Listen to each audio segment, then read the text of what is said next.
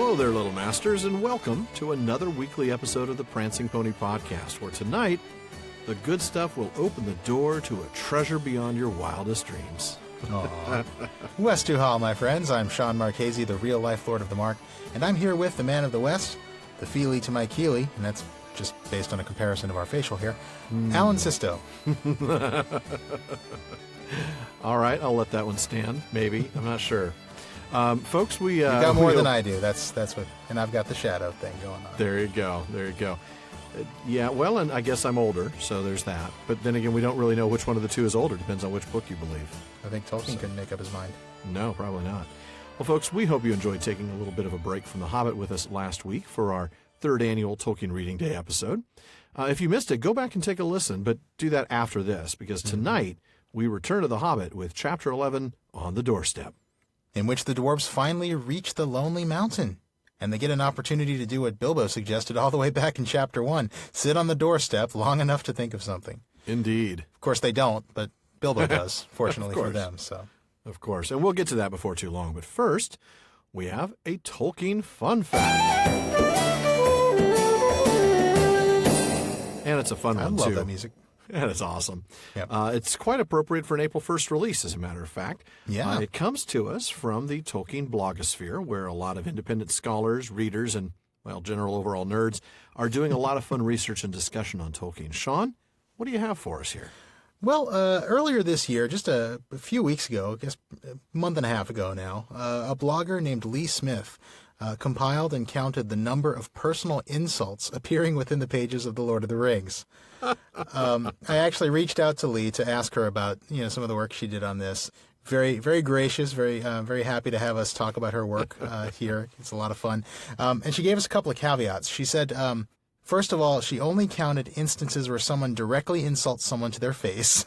So doesn't count some, comments made behind somebody's back or comments made about someone to someone else, like when Saruman calls Merry and Pippin small ragtag, but he's speaking to Gandalf. Doesn't include self-reproaches, where, like when Sam calls himself a ninny hammer. Yeah. Oh, yeah. So the other caveat she gives is that this is it's only preliminary research at this point, and all she did was basically brainstorm potential insults and then search for them in the text. So she hasn't combed the text for every word that could possibly be construed as an insult, which she can be forgiven for that. I think she's done that's going to take a little while. Yeah. But here's the real reason I wanted to talk about this today. What she found is that the term fool is the most common insult in Lord of the Rings. 62 occurrences of the term fool. Nothing else on her list comes close. No. How many of those are just Gandalf calling Pippin fool of a took? I mean, really, that's all I can hear. I know. Well, it's funny you should ask that because another blogger named Joe Hoffman, who listens to the show and has written to us before, found Lee's work and then did a diagram, basically a network diagram, showing who's doing the name calling and who's being called fool. Really fun, fascinating stuff. I don't have an exact count on how many times Gandalf calls Pippin fool of a took, but I did find that Gandalf does more fool calling than anybody else. Gandalf calls people fool 14 different times in the book. That impatient guy, I'm telling you. I know. And as we all could have guessed, Pippin is called fool more times than anyone else. 5 times. But not all those are by Gandalf. I know for a fact Grishnach, the orc, calls him fool. Yeah. Well, there's the answer to a trivia question no one's asked. What do Gandalf and Grishnach have in common? Then that might be the only thing. They're both fond of calling Pippin a fool. There you go. Such fun stuff. Another just a little tidbit based on both of their research. It seems like no elf ever calls anyone else a fool anywhere in the Legendarium, including the Silmarillion. Well, that's interesting. I mean, I think that's probably because they're too busy calling entire races things like the sickly, the self-cursed, the night-fearers, or the stunted people. They're really big picture insulters. Exactly. I mean, why fiddle around with something small scale like you fool when they could just call the entire DNA group the sickly. your entire race. I insult your entire race by calling you the self-cursed, the stunted people. Yeah. Oh, goodness. So, a little fun on April 1st, and thank you very much to Lee and to Joe for spending so much time on this topic and for communicating with me by email to talk through their processes a little bit. I'll put a link to both of their blog posts in the show notes so folks can check it out. Who knew? Fool. Who knew? It's a big thing. Well, then let's get on with our discussion. But before we do, we're excited to share some news from the role-playing community. Our friends over at the Liberty Podcast have just released a new sci-fi and post-apocalyptic RPG system. It uses the 5th edition D&D OGL, their open gaming license. So it's called Liberty After, and it features dozens of new classes and weapons, special abilities, tons and tons of enemies, and a lot more, really. Yeah, we got an early copy, and wow, I mean, 150 pages with full-color art by some veteran D&D artists on nearly every page. Yeah, good-looking stuff. And in one really cool quirk, players who submit their stories can have their campaigns actually immortalized in the world's official canon. Just don't blow up the planet, please. Well, yeah, I guess I got to have limits. They also just released a new podcast called Liberty Vigilance, which is an actual playthrough within the Liberty After system. They've got the NPCs played by real voice actors from The Walking Dead, Borderlands, and a lot of other games. In fact, Wayne June from Darkest Dungeon is also the game master. So it's really worth checking out if you're into any sort of RPGs. Yeah, and you can hear the Liberty Podcast at either libertyendures.com or wherever you listen to high-quality podcasts. And you can find the Liberty After RPG on drivethroughrpg.com or libertyendures.com. And now, on with the discussion. The mountain dominates the landscape, doesn't it? I mean, that's really what we get here. It's a really imposing figure that it strikes, and there's no missing it. There's no pretending. It's like, we've seen now that Bilbo's been sort of thinking about this. Bilbo's been remembering that this was waiting for them at the end of their journey. And well, he was the only person thoroughly unhappy at the end of the... at the end of the last chapter. And now you can't ignore it. They cannot ignore it. No. And it's because it's not just dominating the landscape visually, like you suggested, it's kind of dominating the mental landscape. Yeah. It's becoming this just overbearing presence, this mountain. And grim and tall, towering grim and tall before them. Exactly. And you can see how it drives the men of Lake Town to react. They're not going to stay even this close. They're like, we're out of here. Here's your stuff. True. Bye. Yeah, and what's interesting about that, we've seen how some of the Lake Towners didn't even believe in the dragon. Yeah. They sure don't have any trouble believing in it now, Well, yeah. Like it says, it's easier to believe in the dragon and less easy to believe in Thorin in these wild parts. Yeah. Civilization has a numbing effect on that belief. And, when you're out here, you're like, ooh, maybe. It's kind of like, those fears you have in the middle of the night when everything just feels so, so much worse. The Hour of the Wolf, must if be I can under borrow the bed. a Babylon 5 reference. Yes, yes. The Hour of the Wolf. But that's between 3 and 4 in the morning, Between 3 and 4 in the morning when it's, I can't remember exactly how Ivanova says it, but it's like, it's like just everything is kind of worse during that 1 hour of the night. Yeah, your mind just is not in a good place if you're awake in that hour. Yep. I'm going to go ahead and read a couple paragraphs here, and we'll start discussing them as well. Okay. They spent a cold and lonely night, and their spirits fell. The next day they set out again. Balin and Bilbo rode behind, each leading another pony heavily laden beside him. The others were some way ahead, picking out a slow road, for there were no paths. They made northwest, slanting away from the river running, and drawing ever nearer and nearer to a great spur of the mountain that was flung out southwards towards them. It was a weary journey, and a quiet and stealthy one. There was no laughter, or song, or sound of harps, and the pride and hopes which had stirred in their hearts at the singing of old songs by the lake died away to a plodding gloom. They knew that they were drawing near to the end of their journey, and that it might be a very horrible end. The land about them grew bleak and barren, though once, as Thorin told them, it had been green and fair. There was little grass, and before long there was neither bush nor tree, and only broken and blackened stumps, to speak of ones long vanished. They were come to the desolation of the dragon, and they were come at the waning of the year. Wow. Well, now they remember there's a dragon involved. No I mean, kidding, really. This is like, well, we've been trying to tell you this all along, that's right. Thorin. There's a dragon we have to deal with here. Seriously. Look at all this desolation. There must be a dragon. Must be. I mean, dragons live in this kind of stuff, right? Mm-hmm.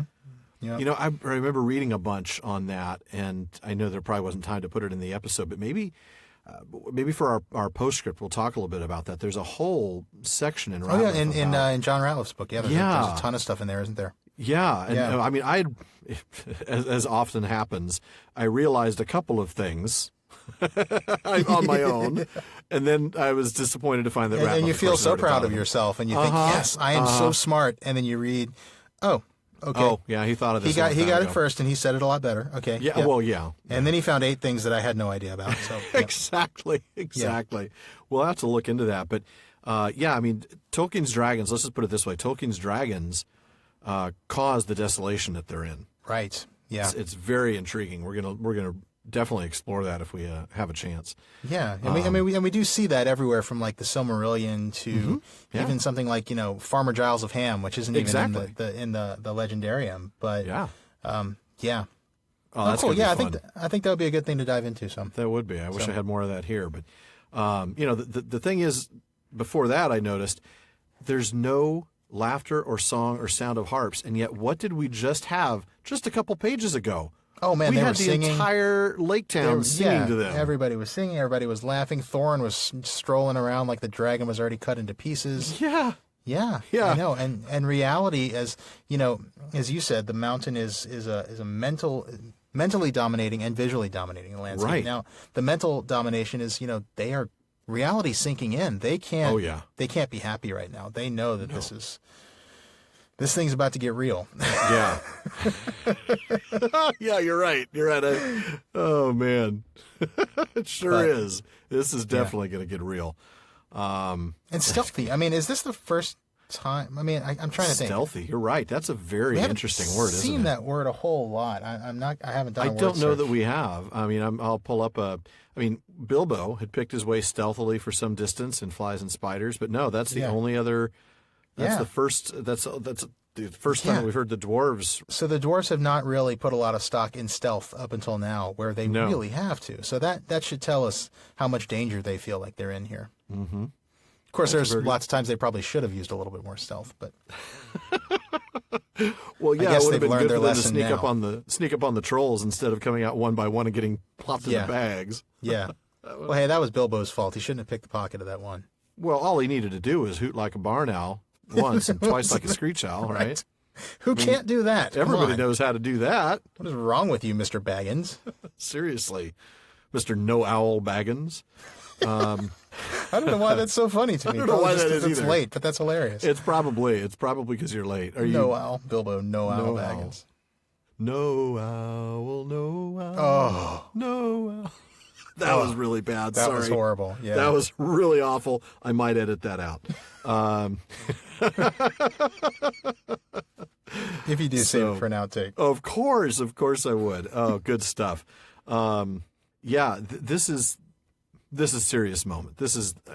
I will say that the film got the visual of this kind of right. The way they were approaching the mountain and the land was just barren. Yeah. So got to at least give them kudos on that. Yeah. So they get to the edge of the mountain without without the dragon coming out and burning them to a crisp. So far. Hey, we're doing great so far, guys. That's right. Take the wins where you can find them. Right. I mean, really. And they make their first camp on the western side. So there's a southern spur that comes out. If you're looking at a map. Called Raven Hill, yeah. And on the end of the hills, yeah. Exactly. The hill is called Raven Hill. The camp is on the western side of that. Right. Because they don't want to be on the eastern side of the spur, because that's the one that looks at the hidden door. At the front door. And Dale and all of that. So yeah. I wish I had my my Fonstad Atlas of Middle-earth. I had looked at that when I was prepping this. I don't have it handy. But there's a good illustration of it in Fonstad, where the base is where their camp is, where Ravenhill is, and where it is in relation to the town of Dale, the river running, and the gate to the mountains. So, if you have that handy, definitely a good resource. That'll kind of help you get your bearings here. But before they do much, before they do anything, right? You've got something to read. Yes, I do. Before setting out to search the western spurs of the mountain for the hidden door, on which all their hopes rested, Thorin sent out a scouting expedition to spy out the land to the south where the front gate stood. For this purpose he chose Balin and Fili and Kili, and with them went Bilbo. They marched under the gray and silent cliffs to the feet of Ravenhill. There the river, after winding a wide loop over the valley of Dale, turned from the mountain on its road to the lake, flowing swift and noisily. Its bank was bare and rocky, tall and steep above the stream, and gazing out from it over the narrow water, foaming and splashing among many boulders, they could see in the wide valley, shadowed by the mountain's arms, the gray ruins of ancient houses, towers, and walls. "There lies all that is left of Dale," said Balin. "The mountain sides were green with woods, and all the sheltered valley rich and pleasant in the days when the bells rang in that town." He looked both sad and grim as he said this. He had been one of Thorin's companions on the day the dragon came. Wow. Which, of course, makes him quite old, too. Yep. And I believe the film tried to make him out kind of as the oldest of the dwarves, but Thorin, of course, was older even. Was than older, he is. yeah. And I like, but they did show him. They did actually show him in some of the what's the word? The flashback scenes. The flashbacks to like the Battle of the Dimrill Dale and stuff like that. Yeah, he was there and all that stuff. So they did show him as having been there, having been with Thorin for a long time. Yeah. I want to throw out just a little bit of word nerdery here. Sure. I didn't see any word nerdery options. Well, just the name of the town of Dale. Of course. Yeah, Dale just being an old word for valley. Right. It is literally named after this valley that it's in. Just a neat thing to point out. Only because we don't really use the word Dale that often to refer to a valley. Maybe Dell, Rivendell, things like that. Yeah, Rivendell. I'm sure there are words, or I should say city names. I can think of a couple off the top of my head of cities that are named with Dale at the end of the city name. Yeah. All that is left of Dale. I mean, you're picture the valley the way Balin describes it here, right? With rich green woods all up and down these spurs. And the valley itself just rich and pleasant. You got to remember, this place had enough room for agriculture and enough of a healthy ground to feed Erebor, which couldn't, of course, grow crops inside the mountain, as well as Dale, as well as part of Lake Town. That's true. Yeah. This was a big hub. Yeah. And it was the breadbasket of the region, wasn't it? Exactly. So this was a really, really rich land in terms of its, agriculture and things like that. And now it's bare and rocky and What do we see? Little grass, neither bush nor tree, and just broken and blackened stumps. To speak of trees long vanished. Oh, I mean, it's just devastating. Yeah, it reminds me a little bit of when preparing for last week's episode on Tolkien Reading Day, reading some of the stuff of Sam going into Mordor. It kind of reminds me a little bit of some of that stuff. I think it should. I think that's intentional, yeah. That same sort of, evil that destroys the Desolation land. Desolation is a good word for it. Desolation is a wonderful word, yeah. So we're not going to read this, but we see that Balin doesn't like the look of the birds. In this case, the crows. And it's interesting, we see the Crebine in Lord of the Rings. Same kind of thing. Yeah, that's true. But what's really interesting is in the original manuscript, the birds that he doesn't like the look of are actually ravens rather than crows. But then later on, Tolkien ends up developing a friendship between ravens and the people of Thror, and we see that in just a couple chapters here from Balin. So Tolkien had to go back and change this to crows. Okay, interesting. Yeah. And we see that with this camp being called Raven Hill. Yeah, that's true too. I don't know where that came in the timeline, but I don't know. Originally, Balin didn't like the look of this raven or these ravens, and now he had to change it back to crows. So. Very interesting. But yeah, we also see this smoke and this steam that are coming from out of the mountain, basically. Out of the mountain, right. There's an opening caused by the stream, and that's not a surprise. The spring of the river running is somewhere underneath the mountain. Right. Which Bilbo, as I think most of us would do, assumes that means that the dragon is still alive. Well, yeah. But Balin makes a good point that, he does. He could be gone, he could be alive but away, and there'd still, inside is just filled with his reek, with his smokes and his steams. Foul reek, Oh. Yeah. So and that also reminds me of something from the Silmarillion. Remember when Húrin came to Nargothrond? And the reek. I'm sure the word reek was actually used. The reek of the dragon. I think you're probably right. Yeah. Long after he was dead, the place just still stank of dragon. You'll never get that smell out. No. Febreze is not going to cut it. Just not going to be able to get this done. No, not even Elvish Febreze, which is some pretty good stuff. But... Yeah, it's magical stuff. Mm-hmm. So Balin basically agrees with Bilbo's conclusion, but not based on that evidence. I mean, he does think that, probably. Balin is basically just thinking, well, the dragon's probably still alive because nobody killed it because it's a dragon. Because it's a dragon. Dragon's probably still alive because dragon. Right, yeah. And we would have heard about anybody killing it. Right, exactly. That news would have been spread around on Twitter. But yeah. Dwarf book. Dwarfogram. There you go. Insta-dwarf. On those bad jokes, we'll move on. With such gloomy thoughts, followed ever by croaking crows above them, they made their weary way back to the camp. Only in June they had been guests in the fair house of Elrond, and though autumn was now crawling towards winter, that pleasant time now seemed years ago. They were alone in the perilous waste, without hope of further help. They were at the end of their journey, but as far as ever it seemed from the end of their quest. None of them had much spirit left. Now, strange to say, Mr. Baggins had more than the others. He would often borrow Thorin's map and gaze at it, pondering over the runes and the message of the moon letters Elrond had read. It was he that made the dwarves begin the dangerous search on the western slopes for the secret door. They moved their camp then to a long valley, narrower than the great dale in the south where the gates of the river stood, and walled with lower spurs of the mountain.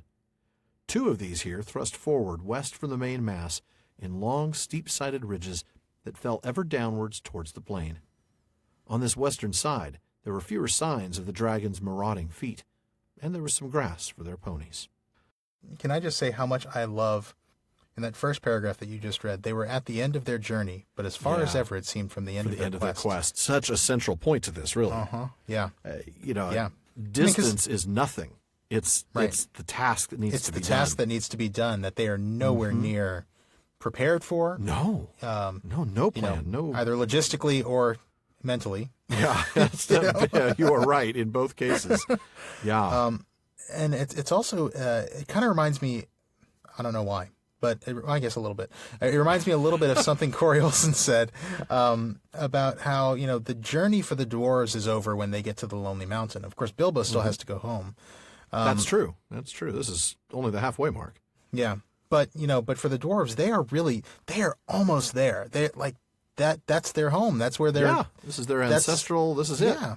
This is their destination. This is where they're getting to, and yet the quest is just nowhere near. Nowhere near done.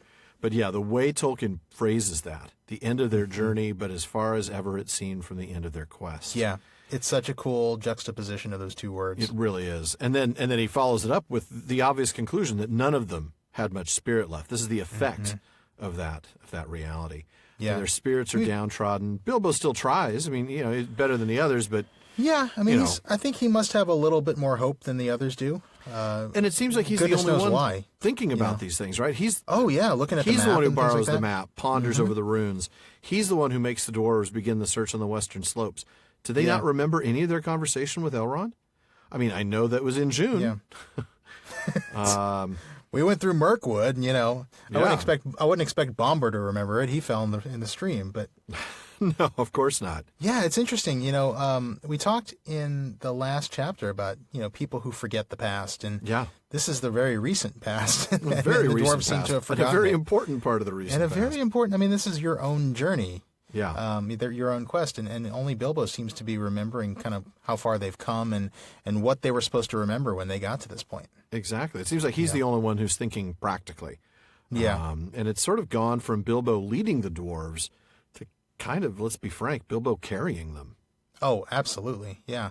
Yeah. I would say there's no doubt about it at this point. Without Bilbo, there's nobody else is really doing much of anything at this point. No, you're right. Absolutely. Now, somebody's going to send us mail for that, I'm sure. Like, oh, come on, you're being too mean to the dwarves. Okay, yeah, they're, Feely and Keely are, they're kind of helping look for the door and by Bilbo's instruction is what I'm saying. Right, I know. I mean, it's so true. Bring it totally on, is true. folks. Bring on the emails. You go right ahead. Yeah. Yeah, I mean, and It's true, though. I think that's Tolkien's intention, is that Bilbo is really carrying the party and the quest at this point. Exactly. And in fact, they do find something, so I'm going to have you take the next reading. Okay. But at last, unexpectedly, they found what they were seeking.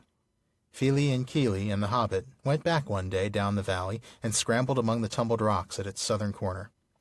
About midday, creeping behind a great stone that stood alone like a pillar, Bilbo came on what looked like rough steps going upwards. Following these excitedly, he and the dwarves found traces of a narrow track, often lost, often rediscovered, that wandered on to the top of the southern ridge and brought them at last to a still narrower ledge, which turned north across the face of the mountain. Looking down, they saw that they were at the top of the cliff at the valley's head and were gazing down onto their own camp below. Silently, clinging to the rocky wall on their right, they went in single file along the ledge till the wall opened and they turned into a little steep-walled bay, grassy-floored, still and quiet. Its entrance, which they had found, could not be seen from below because of the overhang of the cliff, nor from further off because it was so small that it looked like a dark crack and no more.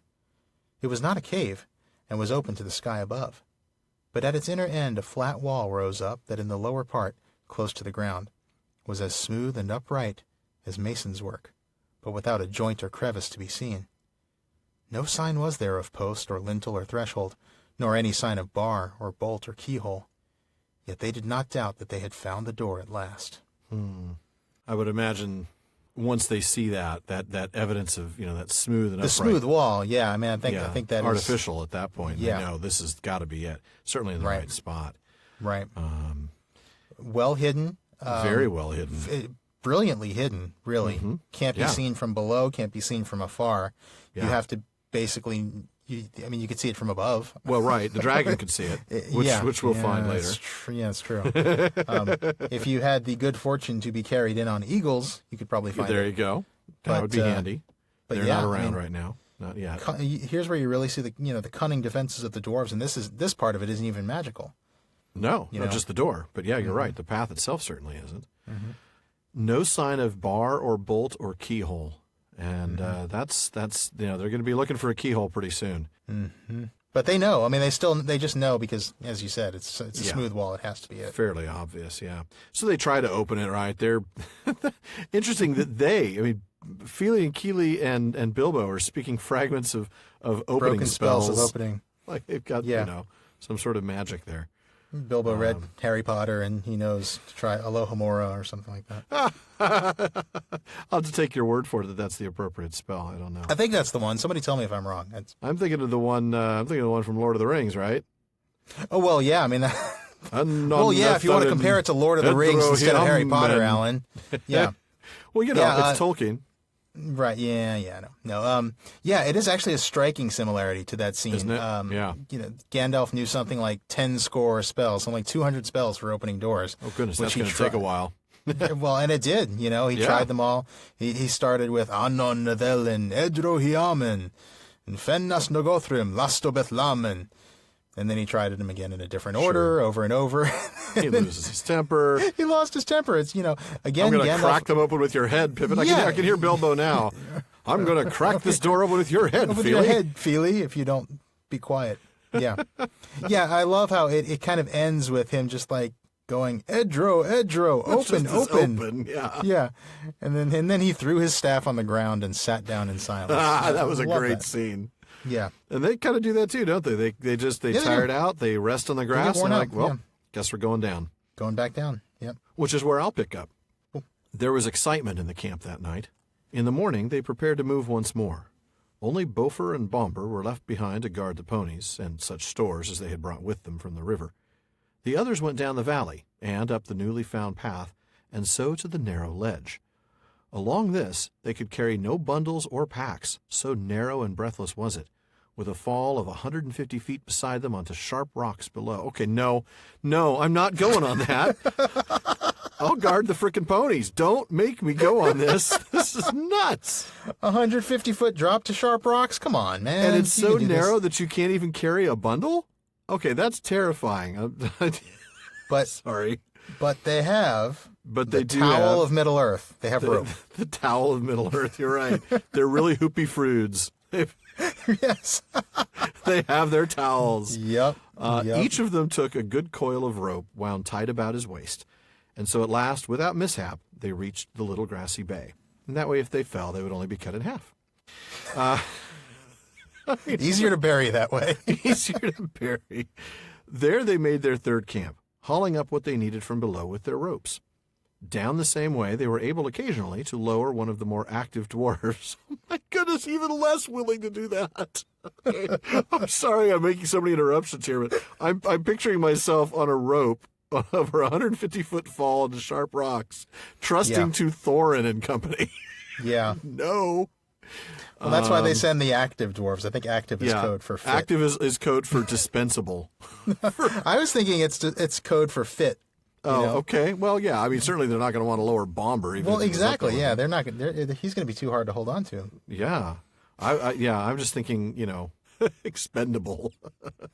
So they were able occasionally to lower one of the more active dwarves, such as Keeley, to exchange such news as there was, or to take a share in the guard below while Beaufort was hauled up to the higher camp.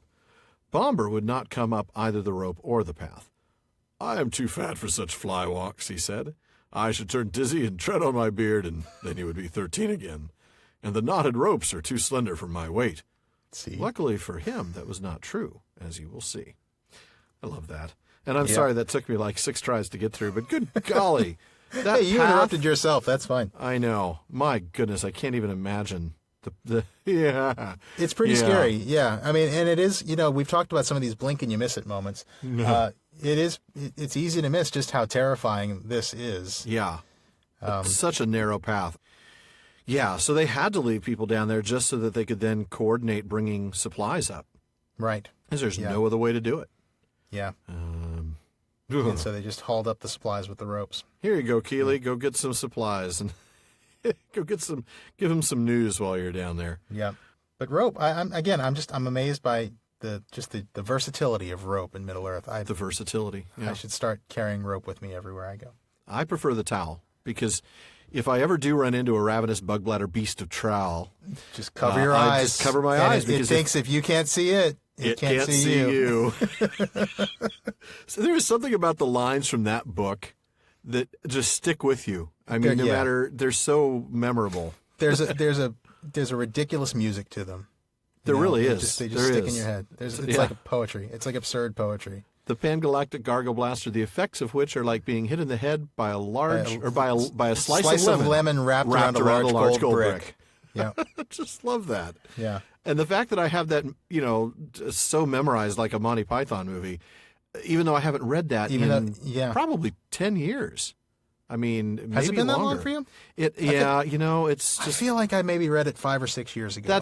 Maybe it was. Maybe it certainly hasn't been in the last 5 years because I know that our son was placed with us 5 years ago in May, and I don't think from like a few months before that when we moved into our house, from then to now, the amount of spare time I've had can be measured in milliseconds. So I haven't been reading anything.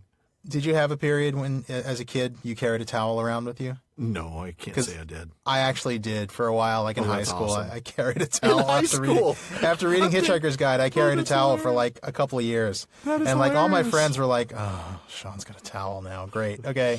And I just kept a towel in my backpack, man. There you go. Well, it's not a bad idea. I kept one in my car for a long time. I think even when I started dating my wife, I still had a towel in the car. She's like, I do keep a hand towel in the car. That's always a handy thing to have in a car. There you go. You're ready to hitchhike the galaxy. I am ready to hitchhike the galaxy. I just don't necessarily want to be. I don't want to go through hyperspace. It's unpleasantly like being drunk. Yes. What's so unpleasant about being drunk? Ask a glass of water.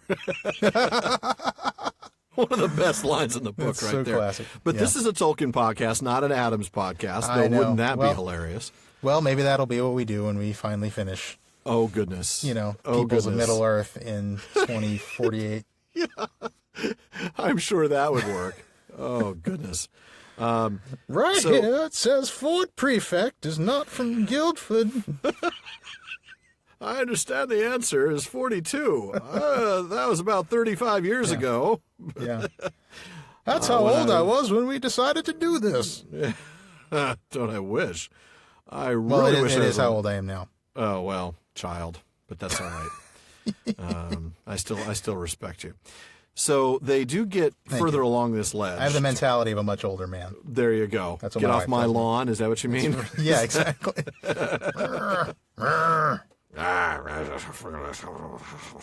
Honey, give me my towel.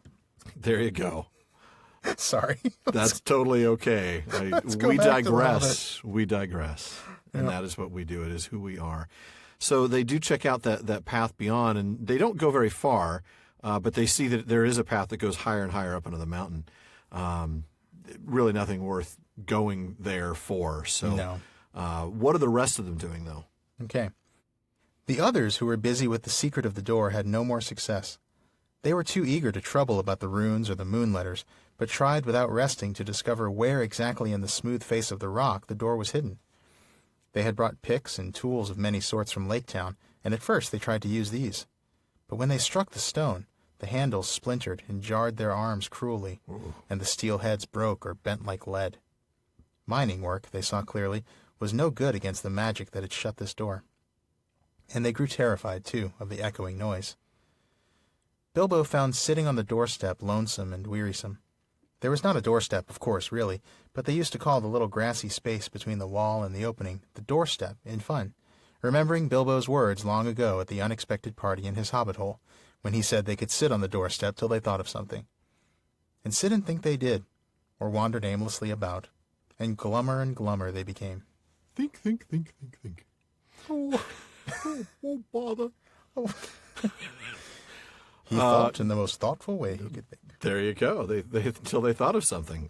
Yep. Glummer and glummer is, that is that's so telling, isn't it? Yeah. I mean, they're starting to they're just getting depressed. They really are. You can start to feel the despair building. Yeah, despair is the word I'm thinking of. And foolishness. I mean, they're literally too eager to trouble about the runes. Runes that Master Elrond helped them understand. Yeah, I know. Again, they've forgotten everything they should have learned on this journey. Yeah. And not just should have learned, they were taught. Yeah, they were taught it, and they had to kind of remember these things. It was explained to them very clearly, and they've forgotten. They're dwarves. They should know they're not going to be able to open this door. Yeah. I know the magic should be strong enough to. Especially the ones that were there. I mean, Thorin and Balin. I mean, Feel and Keely, sure, maybe they don't get it, but because they're younger, they haven't experienced much of this. Well, and maybe if they had brought their own dwarven tools, you could see them maybe at least giving it a shot. I still don't think they would have been successful. No, these are Lake Town tools. Yeah. These are Lake Town. These are men's tools. We know that men can't make tools like dwarves can. No, they're just kind of like grasping at straws, even trying. But, I mean, this isn't just iron, though. These are steel. I mean, the steel heads broke and bent like lead. I mean, that's saying something about this rock. That's some magic doors. Yeah. Magic doors. Interesting. We were talking about similarities between Thorin and Thranduil. And, again, Thranduil talks about his magic doors, doesn't he? Magic doors. I keep thinking of the song, Magic Bus? Yeah. What is that? Is that The Who? I think so. I can't remember. Yeah. Yeah. Now I got to look that up. Which is, of course, very sad that I can't remember. We're going to have somebody just be like, I got to send them an email about that one. Yeah, I know. Not that that's what people who send us an email sound like, just the people who correct us about who sang Magic Bus. It was The Who. Yeah. That was The Who. That's what I thought, but I was like, I better not say it is for sure, because then that's when I know it will be wrong. Oh, you'll let me say it, though. Well, yeah, that's kind of what I have you here for. To make the mistakes that you're not ready to make That's yet. right. You give me cover, I'll poke my head up and see if the bad guys are still there. That's very noble of you. There you go. I'll nobly poke my head up while you run across to the next cover. Very good. I love the reference to the doorstep. Alan is demonstrating how not to be seen. There you go. Brilliant. Absolutely brilliant. We get the reference to the doorstep. And harkens all the way back to Chapter 1, of course.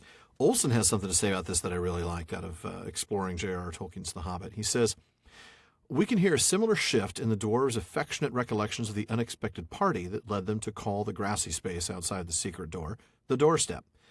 The dwarves are remembering Bilbo's words long ago when he said they could sit on the doorstep till they thought of something. Bilbo made that comment near the end of the party when he was trying to get rid of them. And when he said it, he was only trying to cover the fact that he had nothing at all to say. Remember, it was right after he said, "Hear, hear." And they were like, "Hear what?" That's right. Hear what I have to say. Right. And then he's like, "Now what?" Yeah. So Olson goes on to say that now that he's proved himself many times over, the dwarves look back on Bilbo's cluelessness with fondness. Which, Well, that's he's fine. right. Yeah. He's absolutely right. It's like, well, now that he's kind of the hero, I prefer to think of him as this dumb idiot that we brought along. Yeah. That was like a good Like, luck hey, charm man, or remember something. when you were totally clueless back there in your hobbit hole? Yeah, just a that few was months fun, ago? man. That was Yeah. great. What's more, Olson goes on to say, there is an ironic reversal in the circumstances. Now it is the dwarves who have no idea what to do or what to say, and Bilbo, who is the only competent person around. Oh, that's a good point. Yeah. It is. It's really a very interesting little flip. Yeah. Because back then, of course, the dwarves they thought they had all the knowledge. They were Right. they were the ones laying out all the facts and what had happened, what was going to happen. Right. And Bilbo's completely Bilbo was the one lost. who had no idea what No to clue. do, or yeah. Passing out, Felt totally out of fainting Right. because he can't even Struck by handle it lightning. all. Struck by lightning. Yep, shaking Yeah. like a jelly. Yeah, that's right. He didn't really faint. I'm sorry, that was the movie version. See, I curse That was Martin. it was a brilliant feint. That was I mean, a fantastic Martin Freeman feint. Yeah. It was. Martin Freeman pulled that off brilliantly, but Yeah. the fact that I thought Bilbo fainted for the briefest of moments, that saddens me, because of course he didn't. Well, So, it's anyway. just because we're sitting here talking about it, and you're not looking at the chapter. That's true. I'm just You're kind of talking talking about this things chapter. through. Yeah. Yeah. But that's a really cool observation from Olson. I like that. It really And is. It really is. I was kind of looking at it as, it's a cool memory of simpler times, back, we're joking about the doorstep. But yeah, there's actually a lot there that I wouldn't have that thought flip of now the dwarves are the ones who just don't get it. Yeah. So we're not going to read the next little bit, but there's a line, actually the very next line, that's really worth looking at, that their spirits had risen, but now they sank into their boots. Now they don't quit. I will grant them that. No, that's true. But Interestingly, the very next sentence says Bilbo was no longer much brighter than, remember even earlier started to be Bilbo affected was by better this. than they were? That's the thing. Right. We go back to after they came back from seeing the smoke coming out of the mountain, we say that none of them had much spirit left. Now, strange to say, Mr. Baggins had more than the others. Well, here we get very, very clearly that now he's sunk to their level as well. He's no longer much Right. brighter than the dwarves. Right. Makes me think, their confidence is pretty shallow, because just a couple days ago they were ready to inherit the mountain.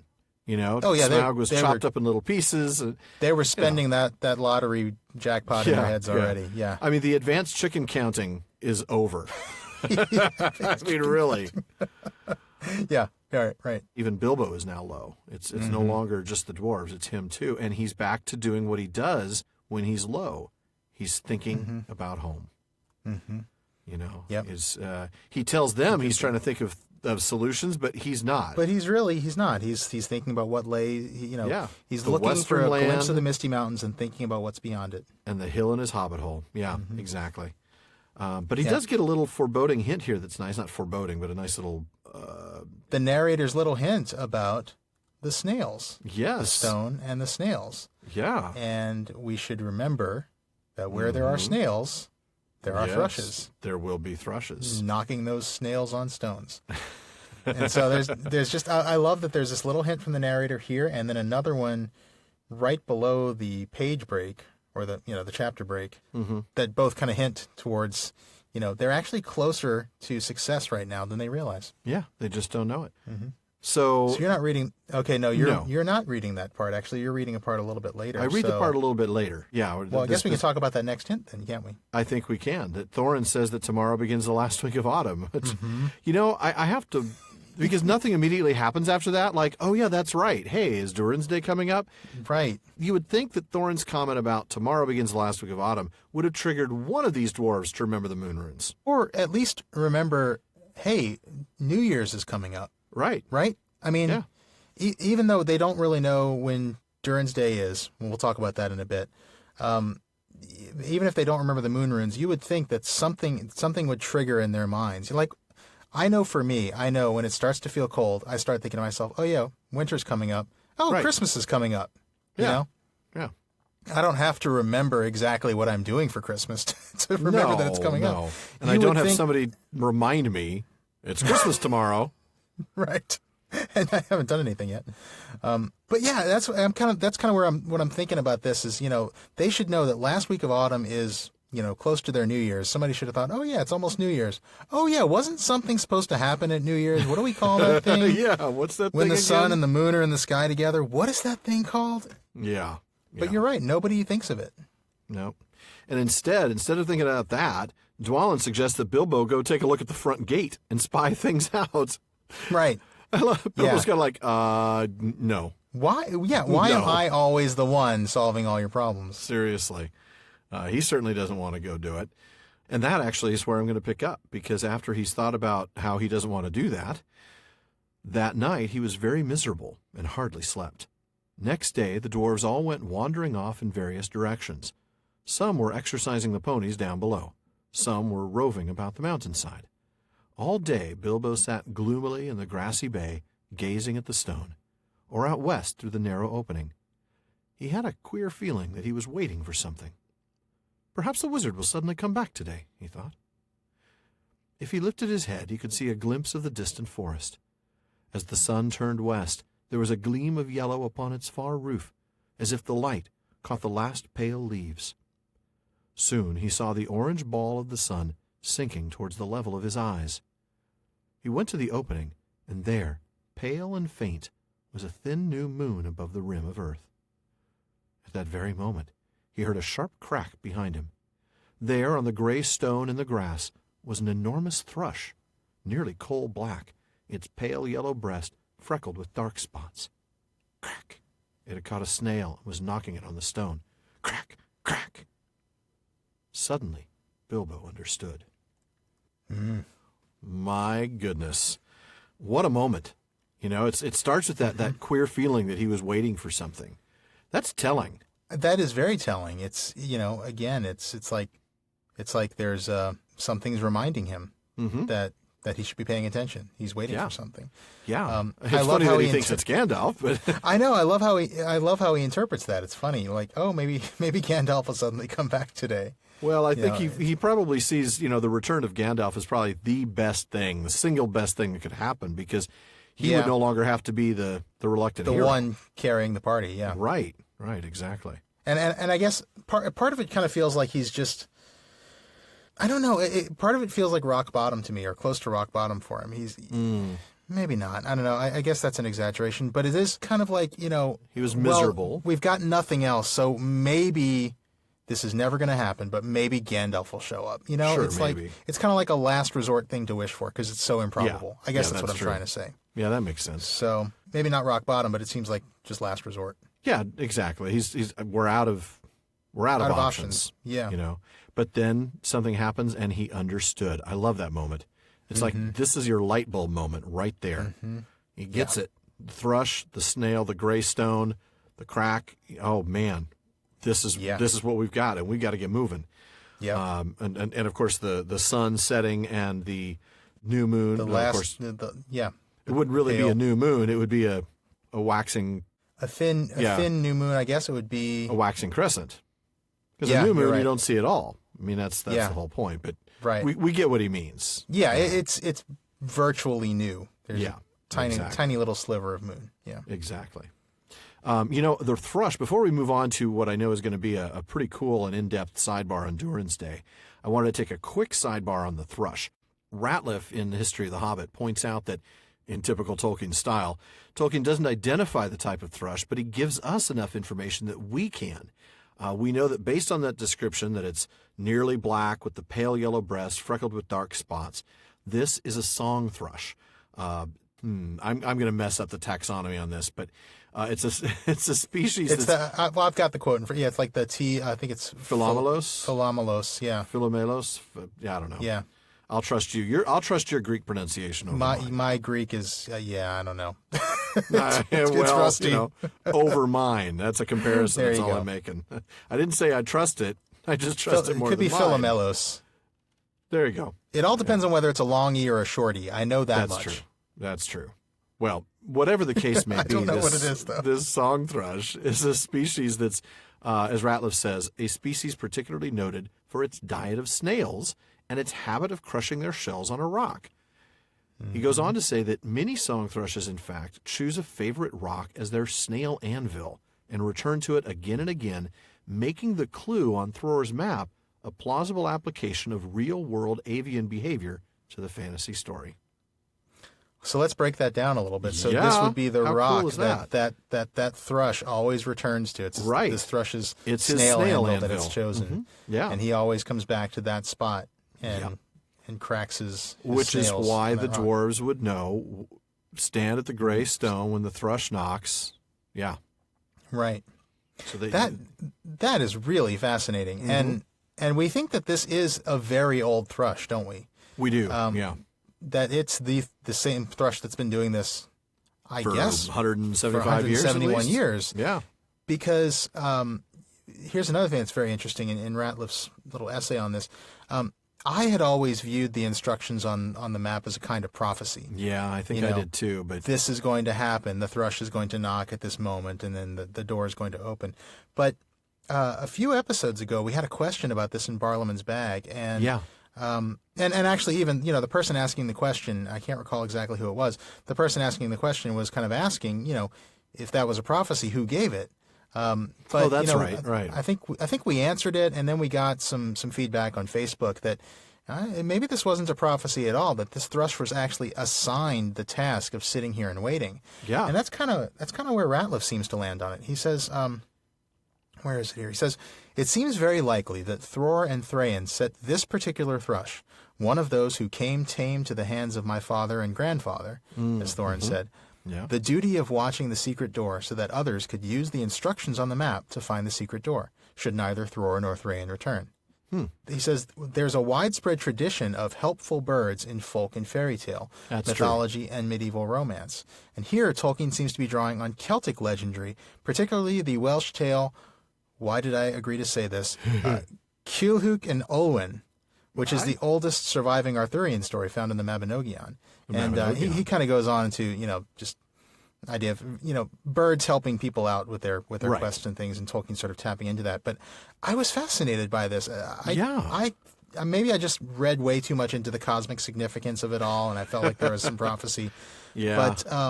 But I don't know. Maybe Thror and Thrain actually did assign this thrush to do this, Could be. which is or I maybe don't know the what to make thrush's of it, but it's father or fascinating. grandfather. I mean, this could be a descendant be. of that thrush.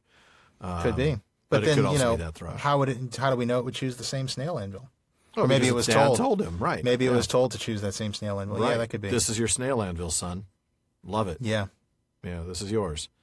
Yeah. One day, lad, all this will be That's- yours. What, the curtains? The curtains, the grassy bay. That actually does seem more plausible than this particular thrush being Than the alive for idea 170 of a 70-some 200-year-old years. 'Cause thrush, I'm like, right. what? Really? How is this thrush that old? But Yeah, because I mean, this is a realistic thrush. I mean, this is a real world thrush that's acting in a way that's consistent with its behavior in the real world in terms of using a favorite rock as its snail anvil. right. So it does seem a little odd that maybe it would be a long-lived thrush, but Yeah. it is Middle Earth. Well, that is true. Well, regardless of whether it was an instruction or true prophecy, and it probably was an instruction, still, you got to admit that there's a ton of cosmic significance to them getting there at exactly the right time. Oh yeah, absolutely. The luck of being there right now. If they'd gotten there, let's say 2 weeks earlier, they would have given up by now. Mm-hmm. They would have given up. Yeah. And if they'd gotten here even a couple days later, it would have been too late. Yep. So, yeah, absolutely perfect timing. And that is the hand of fate involved, no doubt. Absolutely. Yep. So now we're not going to read the next little bit, but he, of course, calls all the dwarves over. They come, except for Bomber. He tries to explain, and the sun's going down. So I'm going to let you read the next little bit. Before I do, I just noticed something. Except Bomber, of course, he was asleep. Yeah. Why, of course? I'm not sure that the of course is related to him being asleep, but remember earlier he said he wouldn't come up on the ropes. Oh, so the okay, others shouted never he mind. hauled up the ropes, except for Bomber, of course. Oh, by the way, he was asleep. Okay, because the colon makes me think like they didn't bother to wake him up or something. Well, probably right. It's just because He'd he was already just- said he didn't he's want to too- go. yeah. But you know what? Yeah, Actually, that's do we true. want to do our sidebar on Durin's Day before the next reading, or do we want to do it after the next reading? I think we want to do it now, don't we? Yeah, we can do it now. Yeah, let's do that. Okay. So You've got the start on this. We've gone through, both of us have kind of dug up a lot of information on it. Yeah, there's been a lot of questions about it, and so we do this. We try to come up with answers to the questions. One thing that we know about the Dwarvish calendar is that it is a lunar calendar, Right. and that's why Durin's Day is significant. Now, we use a solar calendar, of course, and other races in Middle Earth use solar calendars: hobbits, elves, men. And basically what that means is a solar calendar is based on the motion of the sun through the sky. Right. The solar year is the time it takes the sun to return to the same position in the sky, which is about 365 and a quarter days. Right. But the dwarves clearly use a lunar calendar because they base their new year on phases of the moon. Mm-hmm. A lunar calendar is based on the time it takes the moon to go through all of its phases. Basically, each cycle from a new moon or a full moon to the next new moon or full moon is a lunar month, or a synodic month, if you want to get fancy. And that's about 29 and a half days. It's a word nerd opportunity for you. Of course, yeah, I'm gonna throw that out there. It's an opportunity to pronounce something else in Greek poorly. But so 29 and a half days is one lunar month, and that's what the dwarves are dealing with. So they're counting in a number of lunar months. Right. But because 29 and a half doesn't divide evenly into 365 and a quarter, the Dwarvish New Year doesn't always happen on the same day of the solar year. This is not something that Tolkien came up with, of course. Real-world cultures all over the earth follow lunar calendars, from Chinese, the Islamic, and the Jewish calendar, which I think is probably the most significant one here, don't you think? Exactly. I mean, Ratliff mentions that Tolkien was probably inspired by the Jewish calendar, which is also lunar in nature and begins its new year in late September or early October. He says that that's in contrast to the traditional medieval year, which began on the first day of spring. But significantly, Tolkien changed the details before publication from the first new moon of autumn, which was in the first typescript, to the last new moon of autumn, a date much more in keeping with the Celtic calendar, which began the new year on the 1st of November. Right. And it seems like making that changing that detail from the first to the last new moon, actually did introduce some challenges for Tolkien. I had a lot of fun with this stuff in Ratliff. Tolkien ultimately settled on October 19th as the date that all this stuff is happening right here, and Durin's Day. But then he spent a lot of time in paper making sure that he calculated it correctly. He actually went back to all the way back to Rivendell, and remember, we found out that the party left Rivendell on Midsummer Day. Right, so and the night before. Right, would have been when they read the moon runes. Right, under a broad crescent exactly. moon. The moon was a broad silver crescent. That's right. So basically, Tolkien's thinking, okay, a broad silver crescent is about 3 or 4 days old, so the new moon must have been June 27th or 28th. Oh my! And so he basically kind of counted Worked out that from out. there. Right. Yeah, like basically counting lunar cycles, basically counting from one new moon to the next. Goodness. All the way up to October 17th, not 19th.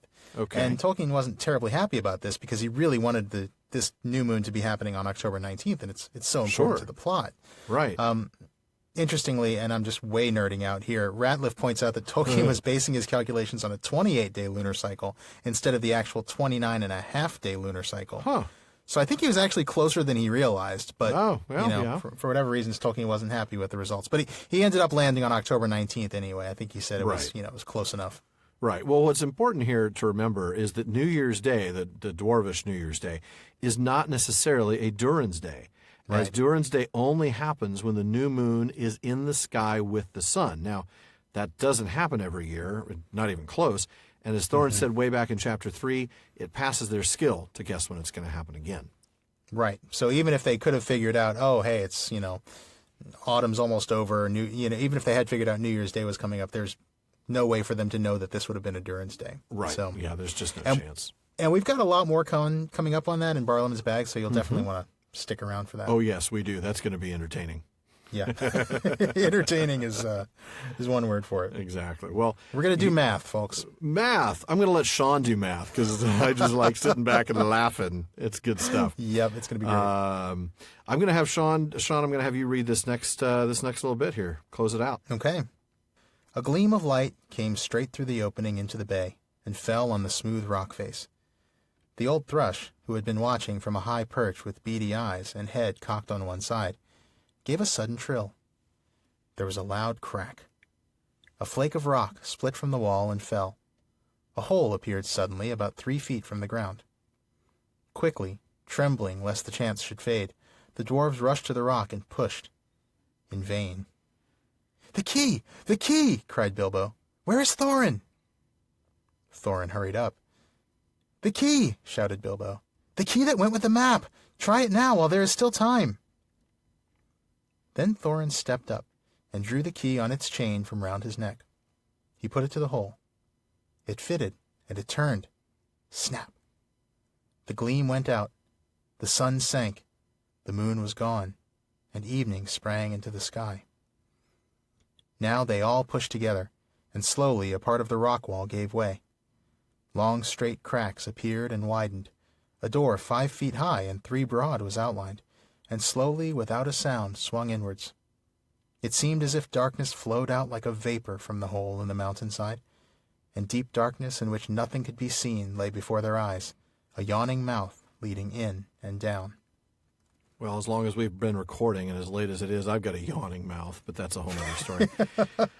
A deep darkness in which nothing can be seen. Yeah, absolutely. I'm not going to talk about anything like the vapors coming out, though. That's not cool at all. I will say, interestingly, I don't know that I caught this before. A door 5 feet high and 3 broad. Yep. Really? The doors that, I mean, I would have thought it's 5 feet high and 3 may walk abreast. And maybe if you're all turned sideways and suck it in. I mean, really, how are you going to get, but I think maybe I'm just going to chalk this up to being, that's the door, that it widens up inside, that it becomes 3 people wide. Could be. That's the only thing I can think of, but... No. Yeah, I noticed that too, and it does seem like a disconnect from what the map says about 3 may walk abreast. Yeah. Unless we're to understand, well, no, because it's 5 feet high and 3 broad, so clearly 3 is referring to the feet. So yeah. Interesting. Interesting. Maybe dwarves walk sideways through doors. Maybe it's just a thing they do. Maybe they just shimmy in. 3-way walk abreast. Says who? Breast to breast, maybe. That's how it works. Yeah, right, exactly. You know, the dwarves still didn't get it. I mean, seriously, he has to explain them to this? The key. The key, you idiot. I mean, just come on. You know, the key, the dwarven key to the dwarf door. You know, the one key that Gandalf gave you? The one you were so ticked that you didn't get earlier? The one you're like, why did you withhold this from me? Well, because you would never know when to use it, you idiot. And you can just see Thorin standing there like, what key? this one. Quick. Just, I mean. It's like a Homer Simpson moment. He's like looking down at the key, and then looking at the door, and then down at the key, and then at the door. And Bilbo's like, don't. Right. You know, sometimes I wonder. But Bilbo's just the only one with his wits about him at this point. The old thrush, I love this. The old thrush looks at them, and his head's cocked to the side. It's almost like he's looking to the side like, are you guys going to figure this out? Are you guys for real? Seriously? Seriously? You're the dwarves that are coming back to save this place? This is who they sent? Oh, man. Are you the dwarves we're looking for? Oh, goodness. We're not the dwarves Erebor wants. That's right. We're the dwarves Erebor needs. Yep. Yeah. You had some fun stuff about the key, didn't you? Yeah. You know, in the original version, this is funny. In the original version, Tolkien had Thorin using a key that Gandalf, or Blodorthan back then, had found in the troll cave. One that Elrond had identified as a dwarf key and said, you guys should keep this around. I mean, talk about really random, like, wow, you didn't even find the key until you were on the journey. In that case, I actually think I prefer the final version, but it's an interesting little sign. Yeah, I know Luck is a key player in the story, but that just seems that might be a bridge too far. Yeah, I think so. I mean, just so many questions. Like, why do the trolls have this? How do the trolls have this key? How did this key get there? You'd have to explain how somehow Thrain or Thror somehow ended up out there or eaten by the trolls. These are like the they're like the Antiques Roadshow trolls of Eriador. Like, they have all the most valuable things. Antiques Roadshow. They've got swords from Gondolin. We've got keys from Erebor. We've got all this stuff in our hoard. They probably have like a 1950s lunchbox with like Lassie on it or something. Right, yeah. That is hilarious. Oh, I love that. That's a great analogy. Well, on that terrible, terrible joke, that will do it for our chapter discussion today. But as always, please stick around. We have truly some amazing stuff in Bartleman's bag tonight. And we're going to remind you again about our upcoming big plans. Yes, so please stick around. And as I said a moment ago, we're not done talking about Durin's Day. No. We've got a great question from a listener who is clearly smarter than us when it comes to such things, which isn't saying much. Well, no. But first, our announcement or our re-announcement. A re-announcement? Yeah. Well, folks, if you have been paying attention at all in the closing minutes of these episodes, or if you follow us on social media, you know that we have been invited to Mythmoot 5 as special guests, taking place this June in 2018 out in Virginia, and it is really an incredible opportunity. We're both really excited about it, and we're going to be doing something really special. We're going to be doing a live episode broadcast from Mythmoot, from the main room. We're going to be the only event in our time slot, and we're going to be joined by some very special guests. Every time we say that, 6 weeks ago, I was so excited. Now I'm like, yeah, can you do this on your own, Sean? I'm not sure I want to do a live episode. You get a little nervous about it? I'm not so sure. I really, anyway. Yeah. But we are going to be... I know the technical stuff's going to be challenging, but we'll work it out. We'll figure it out. And the truth is, if it was us for 90 minutes, maybe less interesting. But the fact is, we're going to have some very special guests. That's what's going to make this worthwhile. Yep. We're going to be welcoming back to the show both John Garth and Corey Olson. We'll also get a chance to talk with Douglas A. Anderson, the editor of our often quoted Annotated Hobbit, and Mark Ockrent, the professional conlanger who happened to invent Klingon. It's going to be so cool, so fantastic, so much fun. We really can't wait. All jokes aside, we can't wait, and you really won't want to miss it. Yeah, you're going to want to be there, by the way, if you can. Register for Mythmoot. I think the link is tinyurl.com/MythmootV for 5. Okay. But yeah, be there if you can. But if you can't, be sure to follow us on Facebook because the show will air live on Facebook at the time of the event. That's Saturday, June 23rd at 1 p.m. Eastern Time for now. I think that's pretty fixed, but just, hold on to that. And that's 6 o'clock p.m. UTC, by the way. Yep. So, and that will be released the next day if we can as episode 88. And if we stay on our current schedule, that's going to be taking place right as we're wrapping up The Hobbit and getting ready for season 3. I mean, exactly in time. Like, we'll finish The Hobbit, then we'll have our live episode, and then we'll start season 3 after, maybe a little bit of a break. And then at some point, we might find time for a nap. Maybe. Fortunately, Mythmoot is generously covering our event registration and our meals, which, since we're hobbits and eat 6 meals a day, it does save us quite a bit. But we do still have to find a way to get there and stay there. And one does not simply walk from California or even Texas to Virginia. And the master of Lake Town isn't giving us any boats. Not sure how I'd get across the Rockies with one anyway. But it does mean that we have some costs associated with this trip. That's right. So we're coming to you to ask you for your help. We want you to please consider joining the Fellowship of the Podcast, our Patreon family at patreon.com/prancingponypod. We weren't going to do a live episode from a moot or convention until we got to our next goal, but we just could not turn this opportunity down, and we hope you understand that. Yeah, and we trust you to make us to help us make it happen, and maybe even to help us make it happen next year. Keep us at that level, and we'll be able to go again next year to maybe a different event. But in the meantime, we just want you all to know we are truly grateful for everything you've done for us so far.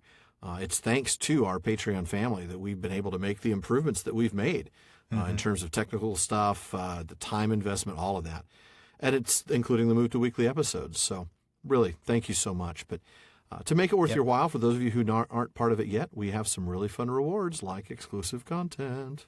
Like our postscripts to each episode. Yep. Now, you've heard us talk about these before. After we record each episode, we listen to it before it releases to see if we left out any great insights, good jokes, bad mistakes, fun mistakes, opportunities to laugh at Alan.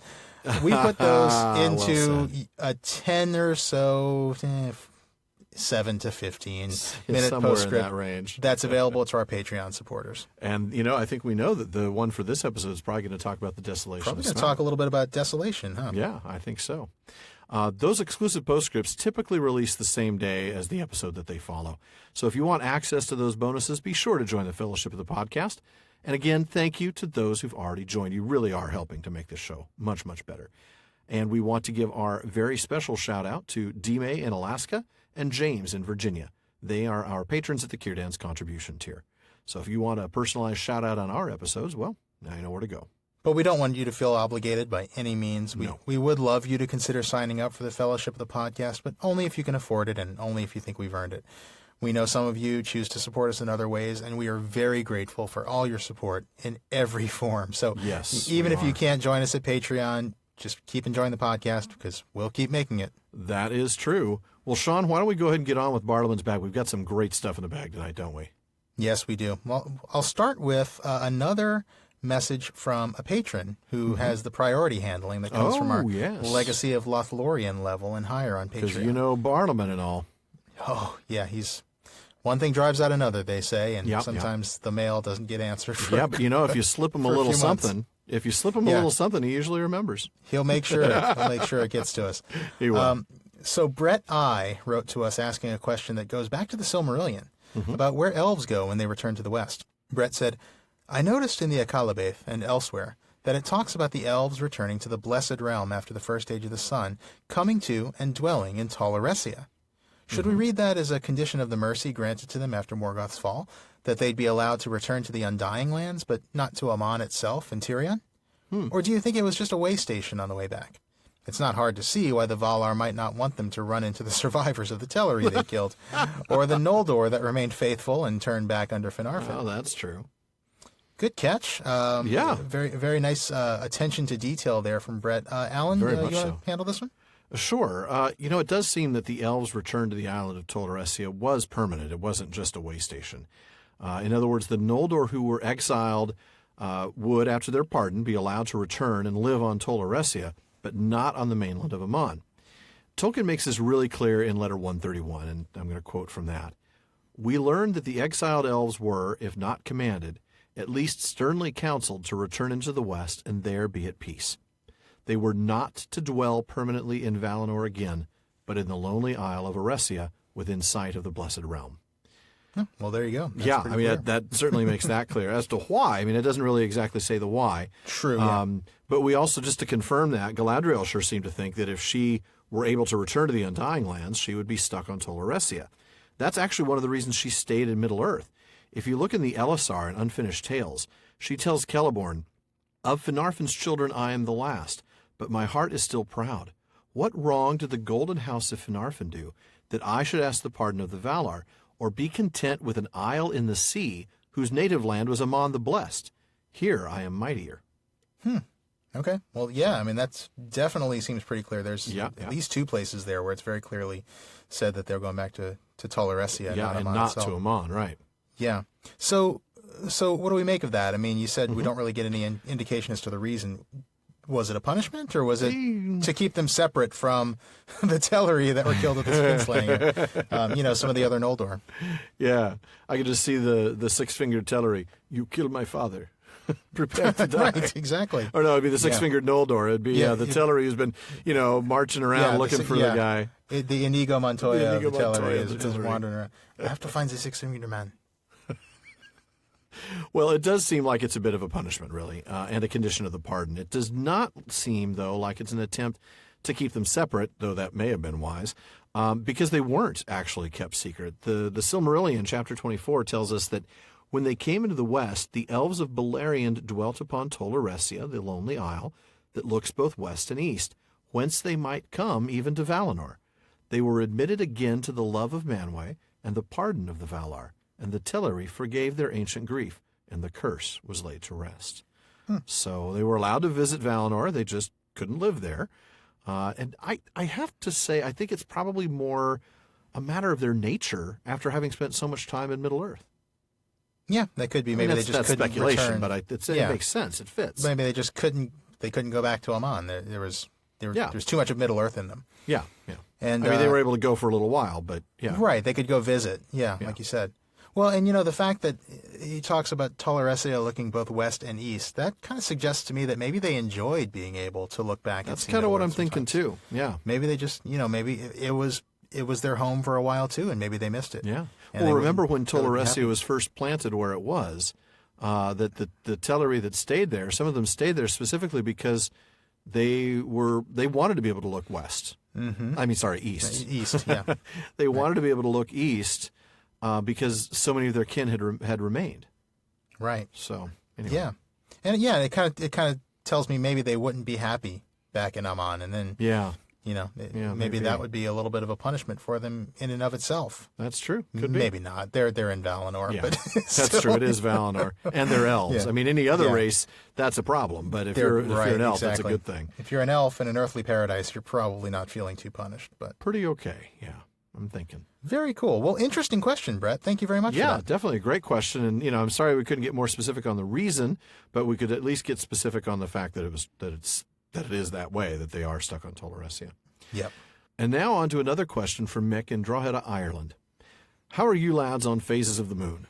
More specifically, can you work out when Durin's Day is, and can you do it more accurately than people's from 5,000 years ago? Can you explain the whole concept to me? I've worked it out as happening once every 76 years. Well, he's done better than I have. 4 metonic cycles, each one being out by a quarter of a day, except for every 4th cycle, or leap cycle, if you will, which means it would need to be adjusted by a day every 76 years. Is this what Thorin meant by it passes our skill in these days to guess when such a time will come again? It passes my skill to understand the question, but I barely know my waxing from my waning. I mean, I'm thinking of that line in Karate Kid. What was it? Wax on, wane off? Yeah, it's exactly like that. Yes, I'm sure it's exactly when like Daniel that. was learning astronomy. Yeah. Yeah. Well, I do not want to further demonstrate my lack of knowledge. So, Sean, on to you.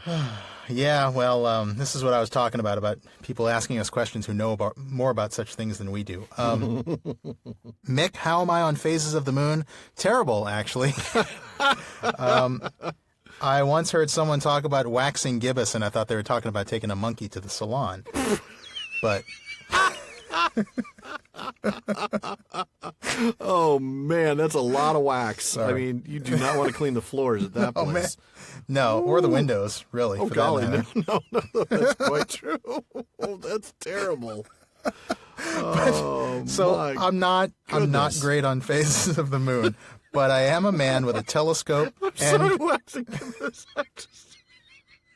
I'm losing it on that one. That's good. That's good stuff, man. no, I was going to say I'm a man with a telescope and an internet connection. So I'll There let you you go. guess which one of them I use to find the answer to Oh, this yeah. question. Considering you also don't have 76 years to trace Right. this all down. Right. We talked earlier about the difference between a solar calendar and a lunar calendar. Mm-hmm. The solar year, or tropical year, if you want to be fancy, is about 365 and a quarter days. Well, if we're going to be fancy, it's 365 days, 5 hours, 48 minutes, and 46 seconds. But that's oh, probably well, there you go. a little pedantic, I suppose. Well, fine. Thank you. Thank you, sir. And so this is the time it takes for the sun to return to the same position in the sky. At the end of that time, the sun is in the same position that it was in the sky when it started. The moon takes 29 and a half days to go through all its phases, as I was talking about. And since the phases of the moon, I do know this, are determined by its position relative to the sun. True, because, of I do course, the remember moon's that. light, Yep. Yeah, Yep. because, of course, the moon's light is reflected from the sun. Another way of saying that is that it takes 29 and a half days for the moon to get to the same position relative to the sun. Okay. So what you need for Durin's Day is you need the sun to be in the same spot in the sky and the moon to be in the same position relative to it. Okay. So you just need both of these cycles to occur at the same time. But as we discussed, I think I mentioned earlier, Right. 365 and a quarter is not divisible by 29 and a half. Well, actually, it is. You just don't get a whole number. It's something like 12.38135559. Well, right. Yeah, exactly. And that's the problem.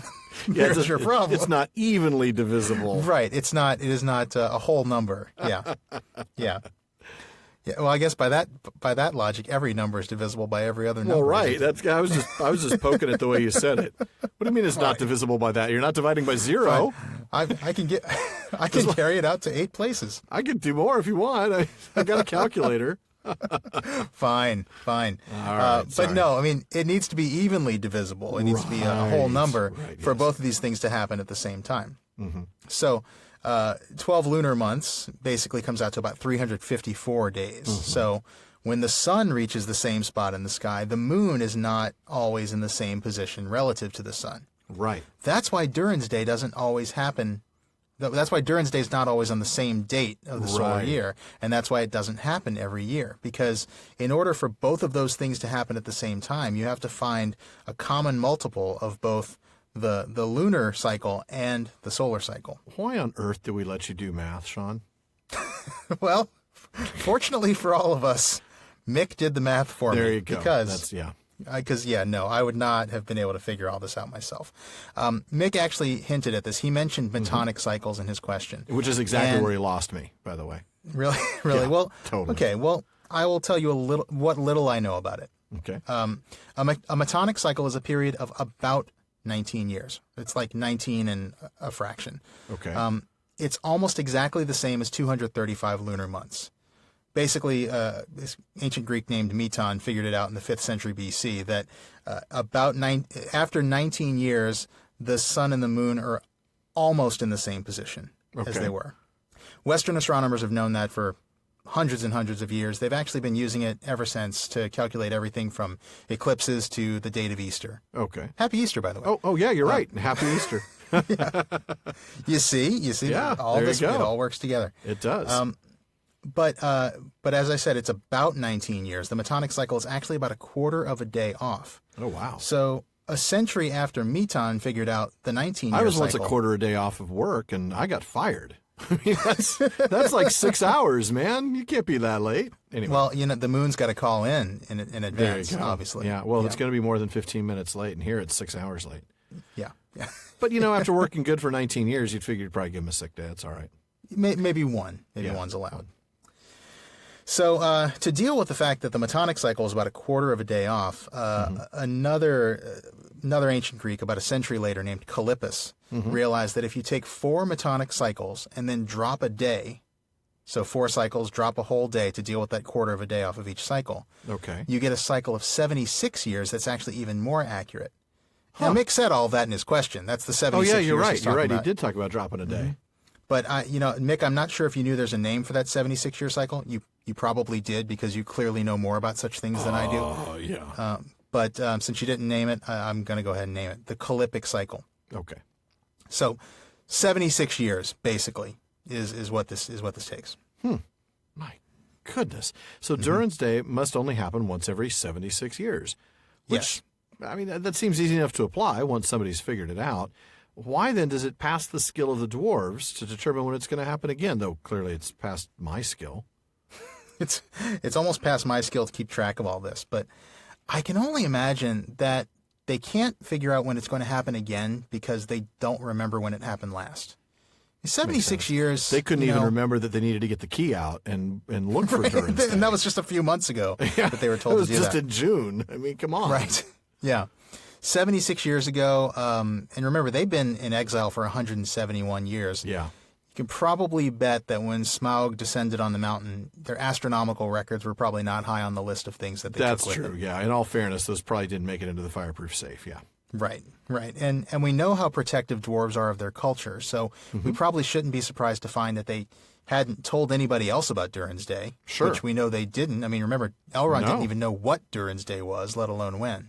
Yeah, that's true. He didn't.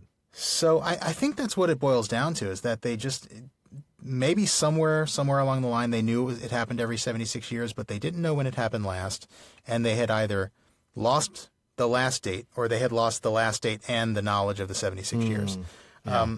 Either one, I think, fits well with the general tone of the book. Remember, certainly. Middle-earth at the end of the Third Age, we've talked about this, I feel like, in every a number episode of times. recently. Yeah. It's a world in decline, and every race in Middle-earth has declined in wisdom and declined in technology. It's a very Anglo-Saxon concept and a very medieval concept. And so I think that's what it's all about. They've lost the skill, kind of like probably like people in the Middle Ages had lost the ability to predict these things after Meton and Callippus figured it out. That's in true. ancient Greece. Yeah, you're right. I mean, they figured it out a very long time ago, but was that something that very many folks, understood in, like 1200? Probably not. Yeah. Yeah, no, that makes sense. I mean, it does fit with the general tone and the fact that, people have forgotten things. I think we probably talked about it at that time when the quote of it passed our skill in these days to figure it out. Yeah, I'm sure we probably did. Yeah, talk about the fact that they obviously had more knowledge than they have now. Yeah. I mean, and part of that, like you said, makes sense because they are now a culture in exile. You're focused more on just survival at that Absolutely. point. Yeah. You're trying to keep a hold of what little, what identity you have. Yeah, right, exactly. We talked about the importance of Thorin to that, and all his, that. His relation to Durin, right. Yeah. Yeah, absolutely. Maybe if it had been elves, they would have probably kept more of their astronomical information. But, Yeah, such things probably maybe. just aren't as important to dwarves. Yeah, that makes sense. I mean, again, that has maybe more to do with the serial longevity of elves and Well, that's true, too, yeah. the fact that they have a very, very long time to gather that sort of information. That's true. Yeah, they wouldn't have to worry about keeping the lore because they have people who can remember such things. That's true. Yeah, they're not having to remember it for generation to generation to generation because they've got people alive who know how to figure that out, who Yeah. can count to 76, apparently. Right. Well, Which is pretty hard. yeah, it was Well, more than I can do, apparently. Right. So that's my thought on it. Mick, obviously you've thought about this a lot. Mick definitely knows what he's talking about with this stuff. I would love to hear, certainly. Mick, I'd love to hear your take on my answer, such as it is. Such as it is. Well, thank you to both Brett and Mick. We really appreciate the questions tonight. And that wraps it up for another episode of the Prancing Pony Podcast. But folks, wait for the music. As always, thank you very much for joining us, and we look forward to having you join us again next time when we come to the first half of Chapter 12 of The Hobbit. And Bilbo finally is going to get a little inside information. Which, I should say as an aside, marked the decline of Foreigner. Not a bad album, but it wasn't 4 either. I just want to make that clear. Oh, man. Say you will, say you won't. Make a pun tonight. I had Double Vision on vinyl. I think that's the only yeah. one of theirs I had. Yeah, Which that's like their second one, wasn't it? I think so. 4 was, to me, 4 was the best one, but Double Vision was really good too. Anyway, we digress. Wait a minute. Did we just say next week for Chapter 12? Because now that I think about it, that's not what I have on my calendar. Oh, man. Okay. Yeah, no, you're right. Sorry. Yeah. Sorry. That's our next chapter, That's right. folks, but that's not actually our next episode. Next week is actually going to be, I don't know how I forgot this. It's going to be the special Questions After Nightfall, where we're going to have a number of our patrons as guests on the show. That's going to be a lot of fun. We're likely going to even have more guests than we had last time. We're going to have as many as 8 to 10 folks join us on the air. Oh, that's going to be great. It is going to be a blast. It's not going to be a lot of fun to edit, I'll just tell you that. Trimming and cutting and adjusting the volumes, and oh boy, I just hope everybody has a brilliant mic and a great connection. Yeah, that's why we pay you the big bucks, Alan. 10 times 0, carry the 0. Anyway, they are each going to get a chance to stump the hosts and make us look silly. That's the reason I forgot it. Yep. That'll do. That'll do do it. it. Or, folks, you can, hint, hint, be a hero and ask us an opinion question. Those are the folks that get invited back, right? I wish. No, not at all. The No, folks that not get at to all. join us, it's the folks who support us at the Elrond's Honorarium or Círdan's Contribution tiers. So if there ends up being 20 of those folks, we'll still find a way to answer all their questions. Or at least be properly embarrassed in the attempt. Well, I'm so sorry, Alan. Yes, no worries. thank you for that. Thank you for catching that before the show aired. Yep. So remember, next week is our quarterly Q&A, so be sure to tune in for that. Folks, we want to encourage you all to read along and take notes in your copy of The Hobbit. So please check out the official library tab on our website, theprancingponypodcast.com. Very helpful for us if you do. We've got links to everything from inexpensive paperbacks to some really good stuff for your Tolkien collection. And in the meantime, if you wouldn't mind heading over to iTunes for us and leaving a review, we'd really be grateful for that. Those reviews help us get more visibility in iTunes, and that translates to a bigger community of Tolkien lovers, which is really what we're all about here. That really is. And thank you to those of you who have. We do still, even now, read every single one of them. And even though we still don't quite understand all the nice things you say, we do appreciate them. We do. Appreciate them so much, actually, that we've started picking out one special review every week to feature on our social media networks as our way of saying thank you. It's part of our Thankful Thursday campaign. Yes, it is. So if you'd like to see your name or your alias, and please keep it PG, in lights on our pages, now it's easy. All you have to do is leave us a review and make it an honest one. There you go. Well, if you really want a good chance at getting on Thankful Thursday, just make sure you poke fun at Sean. Hey. Yeah, I need to start picking some of those myself before Alan does. I know. Some of them. That's what I was thinking. Yeah. Also, make sure you never miss an episode of the Prancing Pony Podcast by subscribing through iTunes or through your favorite podcast app. You can find us in most any podcast directory, including Spotify now. for the Yeah, last we're few on weeks. Spotify. That's exciting news. And we're also on Podable. Now, Podable's a podcast discovery platform that finds new and emerging creators, and it recommends them to you kind of in the way that the Netflix algorithms work.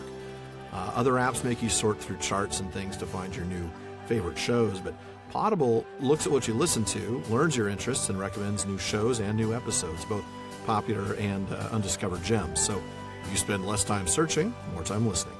And finally, we want to thank all of you who have become part of our social media family. We set out to start a Tolkien conversation that everybody could join. That's why we have the online common room on Facebook at The Prancing Pony Podcast, on Twitter at Prancing Pony Pod, and on Instagram at Prancing Pony Pod.